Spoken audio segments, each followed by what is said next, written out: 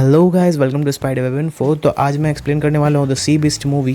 तो चलिए स्टार्ट करते हैं। मूवी की शुरुआत में हमें एक लड़का दिखाया जाता है जो एक लकड़ी के सहारे समुद्र के ऊपर तैर रहा था और उसके ही आसपास एक बहुत बड़ा मॉन्स्टर मंडरा रहा था। उसके बाद सीन शिफ्ट होती है। उसके बाद हम एक लड़की को स्टोरी पढ़ते हुए सुनते हैं जो एक मॉन्स्टर की स्टोरी वो पढ़ रही थी, जिसका नाम मेज़ी था। वो बाकी बच्चों को पढ़ा रही थी कि बहुत पहले एक मॉन्स्टर, मतलब ढेर सारे मॉन्स्टर हुआ करते थे जो कि इंसानों को बहुत ज़्यादा परेशान करते थे और वो बहुत सारे टापू बर्बाद करते थे। उन्हें उसको पायरेट्स में बहुत ज़्यादा इंटरेस्ट था और जिस जगह से वो बिलोंग करती थी वहाँ पे एक बहुत ज़्यादा पॉपुलर जहाज़ था। तो उस जहाज़ के कैप्टन से मिलने वाली थी, मतलब वो मिलना चाहती थी, इसीलिए रात के टाइम वो उस जगह से भाग जाती है। असल में वो एक ऑर्फन थी और वो ऑर्फनेज में रह रही थी, तो जितने बच्चों को वो स्टोरी सुना रही थी वो सब ऑर्फनेज में ही थे। उसके बाद सीन शिफ्ट होता है, हमें एक जहाज़ दिखाया जाता है जिसका नाम तूफान था और जो बहुत ज़्यादा ही बड़ा जहाज़ था जो कि जितने भी मॉन्स्टर थे उन सबको मारा करता था। उसके कैप्टन का नाम क्रो था जिससे मेज़ी मिलना चाहती थी और साथ में ही जेकब था। जेकब वही लड़का था जिसे मैंने बताया कि शुरुआत में जो लकड़ी का सहारा लेके तैर रहा था और क्रो ने ही जेकब को बचा लिया था जब वो पानी में तैर रहा था। अब देखो, मूवीज़ के लिए भी जिन पोस्टर का यूज़ किया गया जिसमें एक मॉन्स्टर को दिखाया जाएगा रेड कलर का, उसका नाम था रेड ब्लास्टर। ये लोग रेड ब्लास्टर को ही पकड़ना चाह रहे थे बिकॉज कि जितने भी मॉन्स्टर थे उस सब में से बड़ा वही था और सबसे यूनिक भी वही था बिकॉज कि वो बहुत कम दिखता था। उसके एरिया में जाने वाले लोग कभी उससे बच ही नहीं पाते थे। तो वो लोग जब अपने शिप को आगे लेके जाते हैं तो उसे रेड ब्लास्टर की पूंछ दिख जाती है, लेकिन एक छोटा सा शिप को एक मॉन्स्टर अटैक किया हुआ था उसके ऊपर। तो वो लोग उसे बचाने के लिए उस शिप पे चले जाते हैं जिससे रेड ब्लास्टर छूट जाता है और वो चले जाता है। और जिस मॉन्स्टर ने उस छोटे से शिप पे अटैक किया था उसे कैप्टन क्रो हराकर उसके गले पर तीर मारकर यानी भाला मारकर उसकी सींग को काट कर ले आते हैं ताकि वो बता सके कि उन्होंने बहुत बड़े मॉन्स्टर को मारा है। उस मॉन्स्टर को मारते समय शिप भी बहुत पूरी तरीके से डैमेज हो चुकी थी। तो जब रात होता है तो कैप्टन क्रो जेकब से बात करते हैं कि अब मेरी बहुत उम्र हो गई है, मैं चाहता हूँ कि इस शिप का कैप्टन कोई काबिल इंसान बने और मैंने तुम में वो जज्बा देखा है कि तुम इसके लायक हो। और वो जेकब को इसका कैप्टन बनाना चाह रहे थे, इस तूफान नाम की शिप का। उसके बाद सुबह होती है, वो लोग शहर पहुंच जाते हैं और उसे देखने के लिए बहुत लोग आए हुए थे बिकॉज कि तूफान ही एक ऐसा शिप था जिसने बहुत ज़्यादा मॉन्स्टर्स को मारा था और वो बहुत ज़्यादा यूनिक शिप था। असल में इसका पूरा खर्चा राजा लोग उठा रहे थे ताकि वो रेड ब्लास्टर को मार सके। तो जब लोग वहाँ से एंट्री, मतलब वो जब लोग वहाँ पर लैंड होते हैं तो बहुत लोग उनसे बात करने के लिए आता है बिकॉज उस ज़माने में सेल्फी तो हुआ नहीं करती थी। हाँ, ज़माना मैं इसलिए बोल रहा हूँ बिकॉज की मूवी थोड़ी सी एंशियंट, थोड़ी सी ओल्ड टाइप पर फोकस करती है। वहाँ पे मेज़ी भी पहुँच जाती है उनसे मिलने के लिए, बट वो मिल नहीं पाती है। लेकिन जब वो जेकब से मिलती है तो बोलती है कि मुझे अपने साथ ले चलो, मैं भी एक शिकारी बनना चाहती हूँ। पर जेकब मना कर देता है, बोलता है कि नहीं, तुम बहुत छोटी हो। वो इसे एक गाड़ी में बैठा कर बोल देता है वापस चले जाने के। यहाँ पर कैप्टन राजा को उस मॉन्स्टर का सींग दिखाता है और बोलता है कि मैंने इतने बड़े मॉन्स्टर्स को मारा है। लेकिन राजा पूछता है कि रेड ब्लास्टर को तुमने क्यों नहीं मारा, और जिस पर रानी भी बहुत ज़्यादा भड़क जाती है कि तुमने रेड ब्लास्टर को क्यों नहीं मारा, एक काम दिया था तुमसे वो भी नहीं हो पाया। अब देखो, कैप्टन इस चीज़ से बहुत ज़्यादा भड़क जाता है बिकॉज कि कैप्टन को ये चीज़ नहीं पसंद था बिकॉज कि उन लोग बहुत ज़्यादा मेहनत कर रहे थे यार। वो लोग बहुत मेहनत करके मॉन्स्टर्स को मार रहे थे और वो लोग अप्रिशिएट नहीं कर रहे थे। इतने में उसका जो रॉयल कैप्टन था वो उन्हें एक शिप दिखाता है जो राजा रानी द्वारा बनाया जा रहा था। वो उससे मारेंगे सबको और अब रॉयल शिप ही जाएगी सिपाही लोग के साथ मॉन्स्टर्स को मारने के लिए, और वो लोग उनसे कॉन्ट्रैक्ट तोड़ने वाले थे। हाँ, वो लोग कॉन्ट्रैक्ट के बेसिस पर काम करते थे। अगले दिन कैप्टन क्रो अपनी पूरी टीम के साथ रेड ब्लास्टर को पकड़ने के लिए चले जाता है। अब देखो, रेड ब्लास्टर मैं इसलिए बोल रहा, देखो सबसे पहले तुम नाव पर जब देखोगे तो रेड ब्लास्टर को ही दिखाया गया है उस पर, और उसे कितना ज़्यादा क्रूअल दिखाया गया, जबकि रेड ब्लास्टर इतना दिखता भी नहीं था क्रूअल, वो क्यूट दिखता था। और हाँ भाई, थोड़ा सा डरावना भी था, ऐसा नहीं है। रास्ते में वो लोग जाते जाते प्लानिंग्स बनाते हैं और वो लोग उस एरिया में पहुंच जाते हैं जहाँ पर रेड ब्लास्टर उन्हें दिखता है। रेड ब्लास्टर जैसे उन्हें देखता है उनके शिप पर अटैक कर देता है। लेकिन वेट, जहाँ की मैंने मेसी के बारे में बात किया था, सॉरी मेज़ी के बारे में, मेसी कहाँ से आ गया इसमें।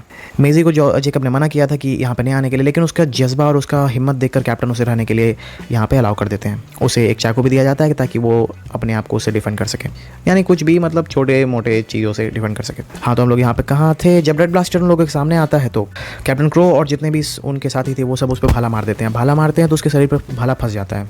क्योंकि वो एक रस्सी से कनेक्टेड था तो रेड ब्लास्टर उसे खींचते हुए बहुत दूर तक लेके चले जाता है, जिससे ये होता है कि शिप की कंडीशन पूरी तरीके से बिगड़ जाती है और जरा सा गलती होता तो शिप पूरी तरीके से पलट जाता और बहुत लोग मर जाते। तो शिप को बैलेंस करने के लिए उसके ऊपर जो पर्दे लगे रहते हैं उस चीज़ को काटना था, ठीक है, और जिसको मेज़ी काटने लगती है और जेकब उसे मना करता है। कैप्टन क्रो उसे मना करते हैं कि मत काटो, और जेकब कहता है कि ये तुम क्या कर रही हो, लेकिन जेकब जानता था कि अगर रस्सी नहीं काटेंगे तो बहुत लोग मर जाएंगे। इतने में वो दोनों पानी में गिर जाते हैं और उन्हें रेड ब्लास्टर निकल जाता है। कैप्टन क्रो और उनके पूरे साथियों को लगता है कि वो दोनों मर गए हैं, लेकिन वो दोनों जिंदा थे, रेड ब्लास्टर के अंदर के मुंह के अंदर जिंदा थे। वो लोग किसी तरह रेड ब्लास्टर के नाक तक पहुंच जाते हैं और उन्हें बाद में एक बहुत ही ब्यूटीफुल सा आइलैंड दिखता है। जेकब मार देना चाहता था उस रेड ब्लास्टर को बिकॉज कि वो बहुत ज़्यादा पॉपुलर था, प्लस कि वो बहुत ज़्यादा परेशानी क्रिएट कर रहा था, ऐसा उन्हें लग रहा था, ठीक है। असल में ऐसा था नहीं जैसा कि मैंने बताया, लेकिन जैसे ही वो भाला उसके नाक में टच होता है तो जैसे नॉर्मल ह्यूमन छींक मार देते हैं कुछ थोड़ी सी गुदगुदी होने पर, रेड ब्लास्टर भी छींक मार देता है। इतनी ज़ोर से छींक मारता है कि वो दोनों बाहर गिर जाते हैं और उसके बाद रेड ब्लास्टर उन्हें छोड़कर वहाँ से चले जाता है। वो लोग सेफ़ होने के लिए एक बड़ी सी सीपी के अंदर जाते हैं और छुप जाते हैं। वहाँ पर मेज़ी को एक बहुत क्यूट टाइप का एक क्रिएचर मिलता है जिसे वो पकड़ने लगती है और उसे अपना पेट बनाना चाहती है। वो ब्लू कलर का था इसीलिए उसका नाम भी वो ब्लू रख देती है। लेकिन जेकब उस चीज़ को पसंद नहीं कर रहा था, उसको लगता है वो चीज़ ख़राब थी। और जहाँ पे सबसे पहले देखो, अगर ये सीन में तुम देखोगे तो मेज़ी जो थी वो अंडे के ऊपर खड़ी थी और जब जेकब उस क्रिएचर को लेके फेंक देता है तब वो अंडे फूट जाते हैं। उसमें से भी अजीब तरीके से येलो ऑरेंज कलर के क्रिएचर बाहर होते हैं जो उन लोग को बहुत परेशान कर लगते हैं। असल में वो बच्चे थे। उसके बाद उनकी मम्मी आती है जो थोड़ी तरीके से मतलब वॉलरस और सील जैसी लग रही थी। वो लोग उस पर जैसे ही वो अटैक करने लगते हैं तब तक वो लोग समुद्र में कूद जाते हैं। फिर उन पर एक बहुत बड़ा केकड़ा, एक बहुत बड़ा क्रैब मॉन्स्टर अटैक कर देता है, लेकिन वहाँ पे रेड बस्टर आकर उन लोगों को बचा लेता है। वो उस क्रैब को बहुत दूर तरफ घुमा के फेंक देता है। अब देखो, जेकब एंड मेज़ी दोनों को वहाँ से उस चैलेंज से निकलना था, तो वो लोग रेड ब्लास्टर की मदद चाहते थे और जेकब अपनी लैंग्वेज में उसे समझाने लगता है, लेकिन वो नहीं समझ में आता है। लेकिन जब वो दोनों ठीक से बात करते हैं तो रेड ब्लास्टर समझ में आ जाता है उसको। लेकिन जेकब को ये लगता था कि मॉन्स्टर कैसे उनकी बात समझेगा, इसलिए वो उस पर मारने की फिराक में था। बट जैसे वो लोग नाव से निकलते हैं तो मेज़ी जो थी वो उसे इशारा करती है, यानी रेड ब्लास्टर को, और वो उन्हें अपनी पीठ पर ले लेता है ताकि उन्हें शहर ले जाया जा सके। मतलब रेड ब्लास्टर उन्हें शहर पहुंचा रहा था जाके वो थे। यानी रेड ब्लास्टर में भी इंसानियत थी। एक सेकंड, मॉन्स्टर है ना वो, इंसानियत कैसे? हाँ, उसमें मॉन्स्टरनियत थी, मॉन्स्टरनियत।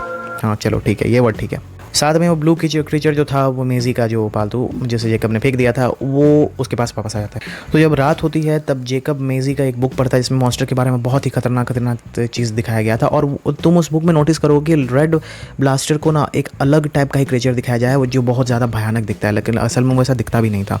और जैसा उसमें लिखा गया था कि बहुत ज़्यादा आइलैंड टापू बर्बाद हो चुके हैं, बट ऐसा जेकब कहता है ऐसा असल में तो कभी नहीं हुआ, ऐसा कुछ नहीं हुआ है। तब उन्हें बाद में पता चलता है कि ये फेक इन्फॉर्मेशन है।